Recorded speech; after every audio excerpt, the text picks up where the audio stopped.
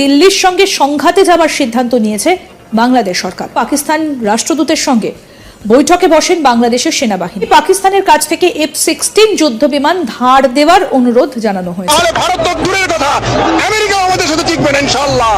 আমি বলে দিচ্ছি ভারতকে যে ট্রেনিং আমরা নিয়েছি, যে যুদ্ধ আমরা করেছি, আমরা শুধু 2 লক্ষ সৈনিক না, আমাদের সাথে 18 কোটি জনগণ আছে। আমাদের ট্রেনিং, আমাদের দক্ষতা ভারতের চেয়ে অনেক বেশি। আমরা যদি একবার সাহস করে আমার দেশকে যুদ্ধ করবে, আমরা বলে দিচ্ছি 4 দিনের মধ্যে আমরা কলকাতা দখল করে নেব। আমাদেরকে হুমকি দেওয়া হয়েছে, দেখে নেব, মেরে দেব, কেটে দেব। বেশি লাফালাফি করবেন না। ঢাকায় দাঁড়িয়ে কাল বলছে 4 ঘন্টার মধ্যে নাকি কলকাতা দখল করবে। ভারত থেকে পেঁয়াজ আর আলু না গেলে যাদের খাওয়া জোটে না। আসসালামু আলাইকুম রহমতুল্লাহি আবরাকাতুহু। সম্মানিত দর্শক, এবার বাংলাদেশি সাবেক সেনা কর্মকর্তাগণ বলছেন কলকাতা দখল করবে মাত্র 4 দিনে।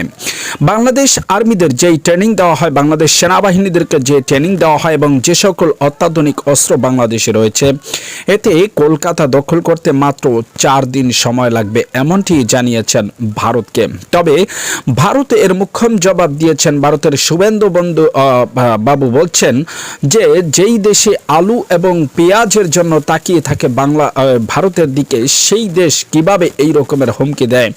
ভারত থেকে শুধুমাত্র নৌবাহিনীর একটি যেই জাহাজ আছে, সেই জাহাজ যদি বাংলাদেশের উপর দিয়ে চালিয়ে দেওয়া হয় তাহলে প্যান্ট ভিজে যাবে। দর্শক, রীতিমতো 2 পক্ষের এই রকমের উত্তেজনাকর বক্তব্যের মধ্য দিয়েই এগিয়ে যাচ্ছে দেশ। তবে এরই মধ্যে ভয়ঙ্কর এক ঘটনা ঘটে গেল, আর সেটি হলো এবার পাকিস্তানের সামরিক বাহিনীর কাছ থেকে F-16 যুদ্ধ বিমান ধার চেয়েছেন নাকি বাংলাদেশ, এমনটাই তথ্য দিয়েছেন একটি মিডিয়াম। তবে সেটি কতটুকু সত্য তা এখনো পর্যন্ত জানা যায়নি। যদি চেয়ে থাকেন তাহলে সেটা কেন চেয়েছেন? তাহলে কি বাংলাদেশ চাইছেন ভারতের সাথে যুদ্ধ করতে? কে দিচ্ছে বাংলাদেশকে মদত? নাকি বাংলাদেশ নিজেদের মুক্তি কিংবা স্বাধীনতা রক্ষা করার জন্য অখণ্ড বাংলাদেশকে রক্ষা করতে যতটুকু প্রয়োজন ভারতের চোখে চোখ রাঙিয়ে কথা বলতে শিখে গিয়েছে? এরই মধ্যে ছাত্র জনতার মুখে ভারতের বিদ্বেষী বক্তব্য, কারণ ভারত ইতিমধ্যে বাংলাদেশ থেকে যা কিছু নিয়েছে তা কোনো কিছুই ফিরিয়ে দেয়নি। বাংলাদেশ যুদ্ধে স্বাধীন হয়েছে কিন্তু অর্জন রেখে দিয়েছে এখনো পর্যন্ত ভারত।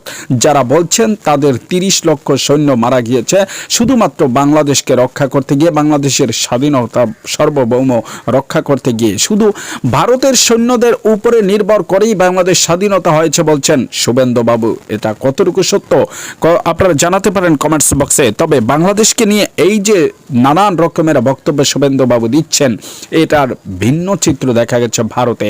এবার কলকাতা ও শিলিগুড়িতে বলা হচ্ছে যে বাংলাদেশি পর্যটকদের কারণে একটি হোটেলে 28টি রুম থাকলেও মাত্র বাড়া হয়েছে 2টি রুম। বিভিন্ন হোটেলগুলা, রেস্তোরাঁগুলা বন্ধ হয়ে যাচ্ছেন। ব্যবসায়ীরা মাথায় হাত দিয়ে বসে আছেন, কারণ বাংলাদেশের থেকে ভিসা জটিলতার কারণে পর্যটকরা এই পর্যটনের সময় যেই মৌসুম, সেই মৌসুমে ভারতকে বয়কট করেছেন।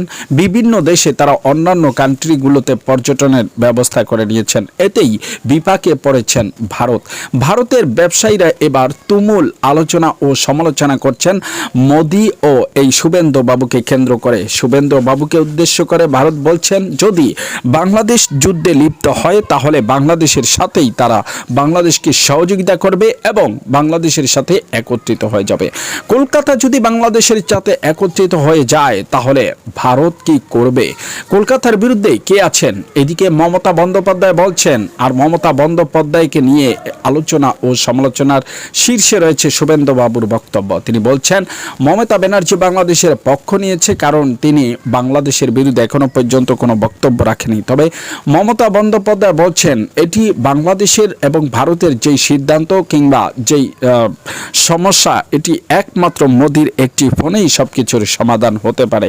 তবে তারই আশ্বাস নিয়ে সোমবার দিন ভারতের পররাষ্ট্র সচিব বাংলাদেশে এসে পৌঁছেছেন।